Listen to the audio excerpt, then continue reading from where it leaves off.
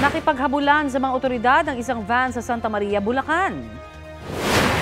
Sa gitna po yan ng Anti-Colorum Operations ng Special Action and Intelligence Committee for Transportation o SAIC. Nang makita ng van ang mga operatiba, bigla itong humarurot. Inabot ng ilang minuto ang habulan hanggang sa maabutan siya kalaunan. Nakabangga pa nga ang van ng dalawang tricycle. Isang tricycle driver naman ang sugatan. Sabi ng SAIC, may 12 pasahero na sakay ang van. Haharap ang driver nito sa patong-patong na reklamo. Wala siyang pahayag.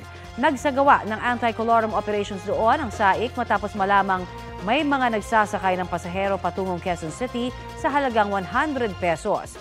Bukod sa van, 2 kotse at isang AUV pa ang natikitan. Itinanggi ng ilang driver na nagsasakay at naniningil sila ng pasahero. Kapuso, para sa mga maiinit na balita, mag-subscribe sa GMA Integrated News sa YouTube. Sa mga kapuso naman abroad, subaybayan nyo kami sa GMA Pinoy TV at sa www.gmanews.tv.